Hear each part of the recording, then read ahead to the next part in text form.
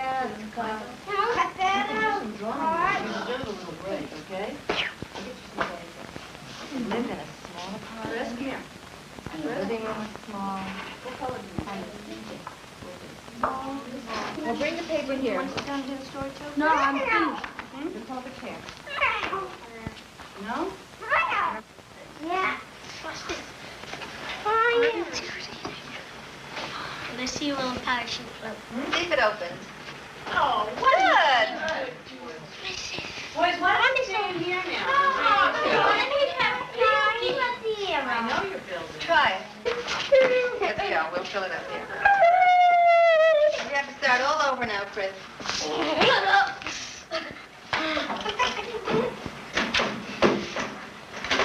What? Well, good for you. One more time. What? Very good. Good hair. Paper pudding? Hey, wait a minute. I'm going to fold it up and just so it's just float it up. It's over the floor. What is he doing? Wait a minute. Wait a minute. Michael, we have something to Tell him finish. to give me my We have something to finish from yesterday. I'm finished. I beat you. Well, I have to try and beat you now. Let's see. I want my yo-yo. Special class education is a good education. Not only is it academics, it's socialization. It's feeling better about yourself as a person. Okay? Get off. Michael, come on. You go down the chute. Face it. Which one? Right here. I Like I did. I go down this this one. Okay. Chris, he's a bright boy, very eager to learn. Many people have left him. He needs to know that someone is there and that people care about him. He went to the chimney and stuffed the tree up. Right, good. And the last thing he took was the log for their fire. One thing that I tell you really scared me the most was the time that Chris was having a temper tantrum, but it was to the point where he was trying to hurt himself. I had to cradle his head. He was trying to bang his head against the cement wall. We are not clear at all why he is without a therapist. Right. This is the one time during the week when all of us are together, regular class teachers, the special teachers, guidance people, and consultant Dr. Vanderpoel. Often new things come out, new alternatives and ways of handling various behaviors. When he was really banging his head against the brick. He's a very upset little boy at times, and that time with the temper tantrum when he was trying to hurt himself, when I tried to talk with him about it, I said, Chris, I can't help you unless you can talk to me about what's bothering you. And he said, well, you know how you can help me? You can help me by killing me. Careful, Chris. Somebody could have gotten hurt, huh? Apologize to him for doing that. Nope. Chris, let's sit down and get some work done, okay? No. You want a little break first before you start? Nope. Nope. Just acting silly. I wanted just a little bit of extra support. Sometimes I've worked with kids, going into a regular classroom with them, and they feel funny. They don't want you there because it stigmatizes them even more. But timing is important. The child himself has to be ready. It's important to choose teachers who are sympathetic and empathetic. Liz was very cooperative. She was always there during breaks, willing to put down her cup of coffee for a minute and talk a little about Chris. What if he came up right after recess because the children are doing something on communicating? You want to come in and sit down, Chris, and see what they're doing? He wants to talk to Julia. Okay, well, why don't we just leave, and when he wants to walk in, he will. Okay, fine. Okay? All right? You know what? Right next to Billy. Where's Billy? Okay? All right? All right, you pay attention here, and Chris is very capable of taking care of himself. Okay, let me start off with this one with you, and it says, read each of the list of words below. See if you can find the one word. When you see him come into my classroom, he just has that much control for that length of time. But if this time is extended, he could very easily react immediately to the pressures, and you'd see an entirely different child. Okay? Spices.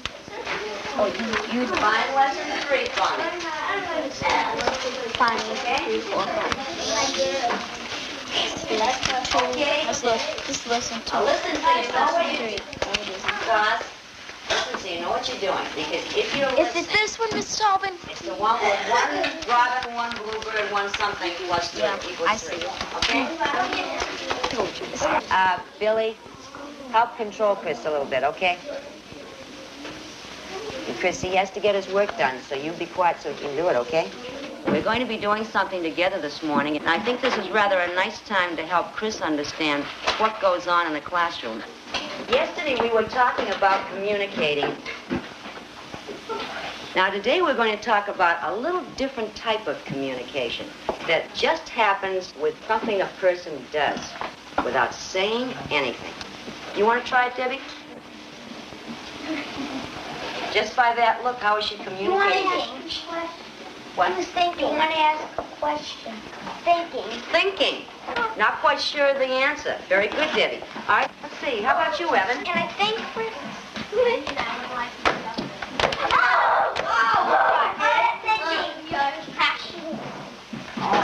More than that. Sandy? Excited. It's Team 1. Okay, let's see what Chris has to show. Can you show us some expression and see if we can guess you it? Yeah, I do. I do. Try? I do. Want to try? You just did it. What did he just do? I embarrassed you, didn't I? Okay, he's already done it. I didn't go to reading because I didn't feel like going to reading. Why? Because class is a pain in the necks, okay? But you're doing nicely, though, in reading. So what? I don't care about the class. You think you may want to go to reading tomorrow? Yeah. Okay. No, class is still pain in the neck. Well, maybe you just have to work up to it gradually, David. Do you think? Yeah, well, I'm not going to go to class this year, plain class all the time. You mean regular class? Yeah, Well, what about next year? maybe, yeah. I But think. not this year. Oh, but I think by next year you should be ready, don't you? For regular class? Next year I'm going to be 11, that's all. Right. Well, you're doing very well. What is he now, 12? If he's going to be 11 next Oh. year, how old is he now? 10. 10. Unlike Chris, who is just starting integration, David has been coming to my math class for 3 months. If he had anything to say, it was usually mumbling under his breath, and that was about the extent of his contact with anybody. This is a child who just didn't talk until he was 5 years old. Good. Beautiful. Okay. All think again. Good. Good. When David first came to this class, the diagnosis of what was wrong with him was one of the most severe disturbances because he showed a number of signs that we call autism. He had the hand movements. All he would do in terms of making anything was make tables. For like 6 months, he made tables out of clay. And then for the next 6 months, he made doors out of clay. And that was all. Whatever he drew or made was clay.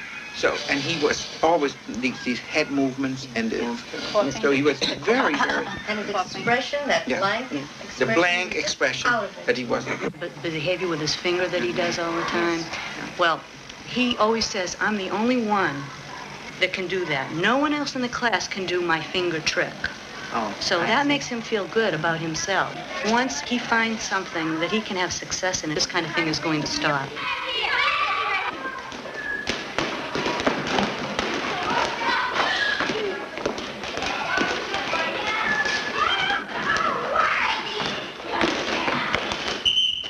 He has coordination problems in gym, and she suggested that he take part in this program over at the Y for kids who do have problems. And I had a conference with his mother last night, and if she can arrange transportation, she's going to try.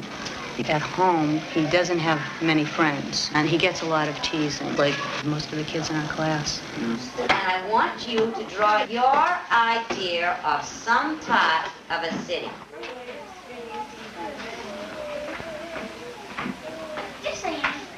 David, why don't you take who has a black that he could borrow? Okay. Wait, what do you say when somebody loans you something? Thank you. Okay. Why don't you outline outline the truck with black here, so the car with black so it'll show up. Well, I'd have to give that second thoughts, Mark. I'm not sure I know what it is. Well, I'm trying to make a pear. Well, let's see if we can't start over again, see if I can't help you.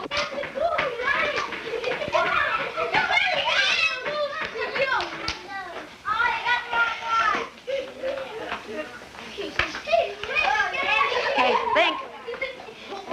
Okay, that's a good boy. Good, good. David, take the chalk back. David! Come on, David. It was star day for you, too, because you were a good man on the team. Okay? How many stars? You know, the nice thing about it is, David, that you went along with the game and you found out it was fun after all, didn't How you? many stars? Okay? All righty? 3. All right, that says 33. Now, you look over. He didn't start reading until he was 8. And he's 10 now, and he's really doing, I think, like 2nd grade. That's He's up in a 3rd grade class. Be careful there. And he knows that he needs reinforcement. He feels uncomfortable. He rolled it out. I think he'd like to keep up with them, Put your but... sweater up on you. And around the house. What? Oh, what? Would you quit, Stephen Weed? Stephen, you're in the way here. Get up there. Ow! Yeah, get close up, Ozzy. Get rid of Stephen. Dweeben. Yes. Oh, yeah. Stephen? There. It's so good when you're on film. Right, Mr. Magida? I think it's really good. I really think you're talented, David. I really do. I wouldn't mind my sister living there, but my brother doesn't know. Yeah, but I do like But your sister could live there. Yeah. I always walk David up, and this morning I walked David up to class, and in a very soft voice, he said, you know, would you stay with me? And I said, what'd you say, David? And he didn't say it again, but, you know, I knew that he said it the first time. I said, oh, sure, I'll stay if you'd like me to. So I asked Liz, and it was fine, and I sat there with him during the class period. And it was just great. And when we came back to our classroom, he takes a 5-minute break before going up to reading, because he likes to feel the security of our class, that he still belongs there. And that's okay with all of us. So after that, he said, gee, I really liked you being there with me today. The same kind of thing that he did to you So what today. happened then? And his attitude in class this morning was terrific. Came up to the board and he says, I can't do this, I can't do this. And I said, well, let's try. I'll go right along with you. And then Nance came right along in back of me, and she was standing there watching him. And as he would keep putting something down, she'd say, good boy, David, good boy, David. And he got the whole thing done, and he went back to his seat. And after that, there was no problem. He went along with the game. So what was your surprise? So my big surprise was, I was just going through the swinging doors, and all of a sudden this hand shot out and grabbed me and says, hi, Mrs. Tobin. And I looked, and it was David. And I was so amazed and so thrilled, and I just felt that this had been the big turning point when this bashful, negative little boy could suddenly grab you and say hello. He wanted me to see him. But I think the interesting thing, though, is that a lot of teachers, in this particular case, have often a lot of question about whether they should let a kid be so dependent, in a sense, you know? But you see that he's only able to move out, as goes for other kids too, if they do feel the security to come back to. Right. Yeah. They still... That's the only way. You cannot force them. No. If you had said, no, you have to do that, you have to go to... He wouldn't have mastered his own independence. That's right. I think the decision has to... Right. So it is the ability to go back and forth and know that he can go back. Sure. That he can move away from it at the same time. That's the whole secret. Monday evidently was a bad day for him. Yeah. And he had sense enough to realize that today I just cannot do what But, people are expecting, Liz but I'll Evans, do tomorrow. Okay, but now what is the beauty of it is that he in some way was able to make the adults, make it known to the adults that that's what he was not ready to do. And the adults responded. But how many schools will respond to that? Many times if you're a law and order school, Yeah. But a lot of children tell us a lot of things and we don't listen. What is there about Chris that makes you think maybe he's not the one that should be using your toys? Because Garland always calls them nuts. Would you feel that way about somebody else, say somebody in this classroom? Was there somebody that you wouldn't trust Me. here? Me. The same as Chris? Just a minute. Weren't you listening? Scott. What about Scott that makes you think maybe he wouldn't take care of your things? Well, for one thing, he bugs me a lot, and I don't like him anyway. Okay, so sometimes trust goes along with who you like and who you don't like. Yeah. Who else has a feeling about trusting somebody? David, what do you think trusting is? I don't know. Do you have anybody that you trust? Yeah, I made it a point to only call on him once a period, but I called on him so that he would never feel that he was not part of the class. Okay, and you know that David's always going to be there when you need him, is that right? Yeah, sometimes. I think that's very, very good. Who else can give me a meaning for trust? Joe. I forgot. Come on. You think about it a little bit. I never trust my brother. You don't trust your brother? Why don't you? Because every time he says, I'll give you, if you give me that candy bar, I'll give you 2. So I give him a candy bar. He says, I'm just fooling you, I'm just fooling you. So I never trust him. Do you feel that when somebody makes an agreement with you that it's very important that they keep it? Yeah.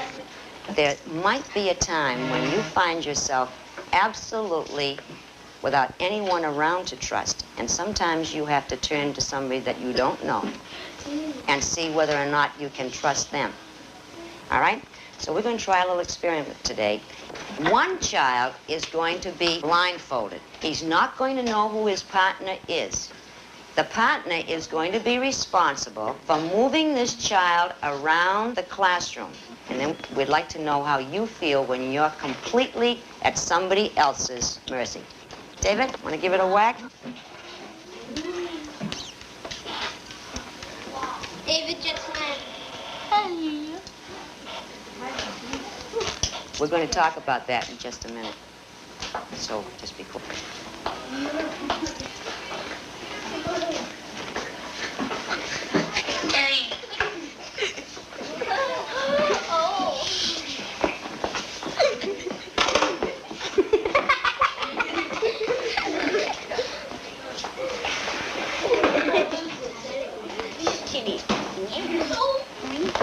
Keep your hands down.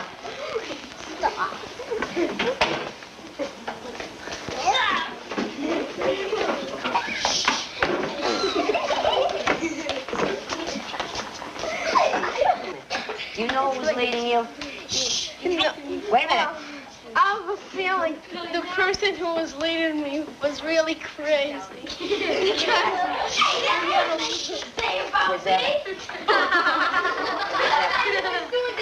I'm not sure that I would trust him either. How did you feel when you were walking around? Pretty scared. Pretty scared? You wanted to reach out quite often, didn't you, Billy? Yeah, I didn't want to trip over anything. Didn't want to. I had banged into something, but I still trust them. I want to talk to you about something a minute.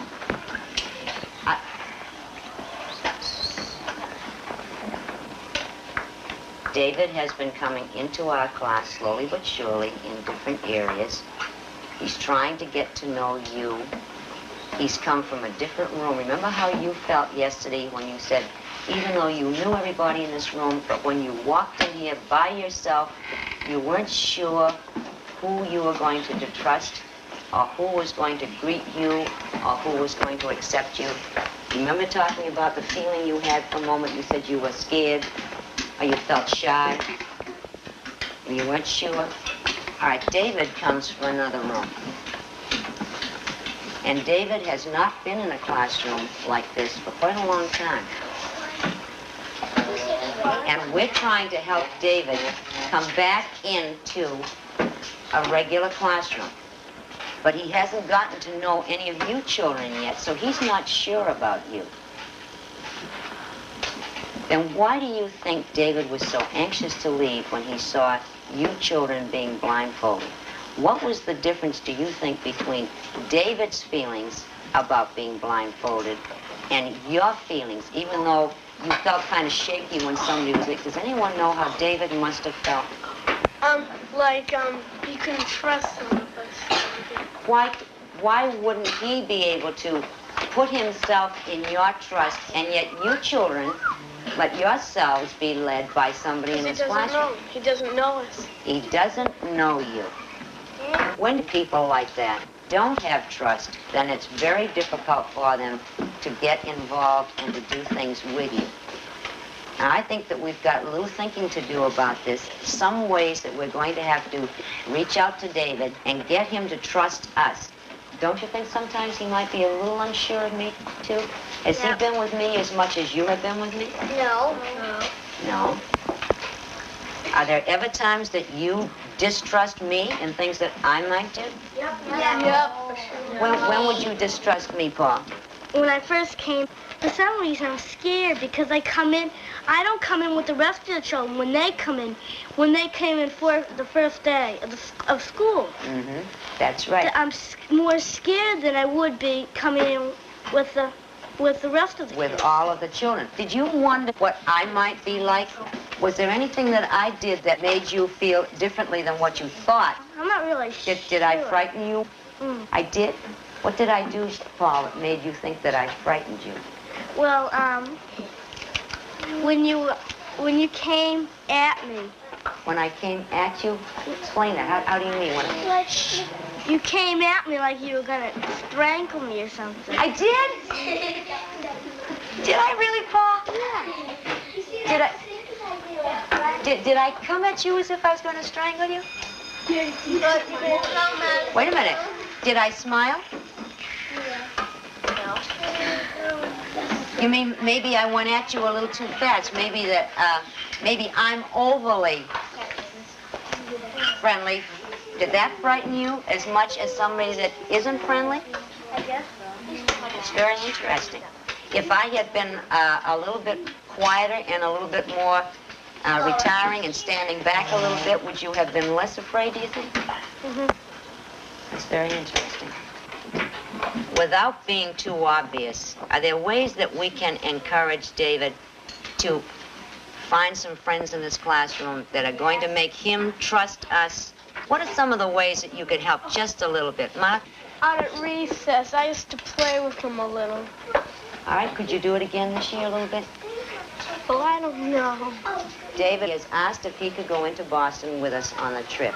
Good. Who feels acquainted with David? What boys would like? Shh. Girls, oh, I'm sure I... Oh, right. big deal. You can play. All right, now, wait a minute. Let's think about something here. All right, you're all willing to do this. Yeah. No. Now, Paul just made a point, and maybe David is just a little bit like Paul. If you come on him too strong, he may think in his mind, what's going on?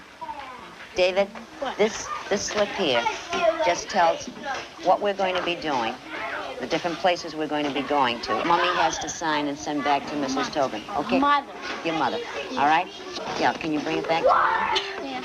And Mommy just signs down here. Your mother, okay? Deadline is Friday. All right. Okay, and we're going to be heading up this way. Look right here. What do you see all around you? You see tall buildings. Everything is jammed in close and tight. All right, why do you suppose that one piece of land right in the middle of the city is fenced in and there's nothing on it? Huh? Can you peek in? You can peek in through here. Okay? Dickie, come with me. Oh, okay, you know what you mean? All right. Hold it right here. All right. What you see out there? You see the clock. And if you look straight down there, David, way out, you're looking right out at the harbor again. When Faneuil Hall was first built, the water came right up to Faneuil Hall. Is there any water down there now? Can you see it? No, it's all this way. What's burning? What? What's burning right there? It looks like something bloody. It's steam that's that's collecting and escaping down there. Can't you see the steam? David saw the steam. Probably heating from all these buildings around. Could be. Fantastic headstone. Look at the engraving that's on here.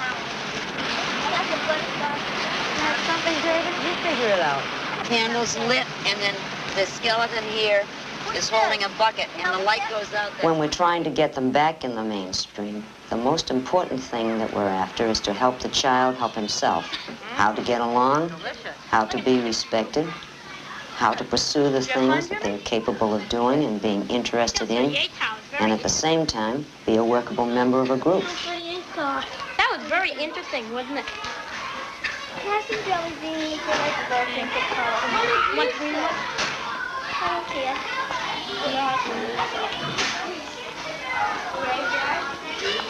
It's nice of you to share. I have too much left. I want to show Mrs. McGee. Yeah. That's the signal. Would you like to work on a TV station, David? TV Would you like to... Too hard. Too steady? You have to be steady to work in a station. Don't you like to do something steady? I just want to watch us walk up to the math class. What are you going to be doing today? Right now, I do not foresee David as being able to be a completely integrated fourth grade youngster, if we're talking about next year. But David is still going to need a lot of supportive help. Now he can listen. I've seen a big change in this area. He's getting so now that he does tune in on you, he does listen, and he can follow directions. I think the thing that probably has been most effective is that he is now feeling more secure in the classroom. He's more aware of the children that are around him and that they're people that he knows. More and more he's making the decision to come up at odd times, which before he didn't want to do. But I think an awful lot of it is just being accepted. Not yet.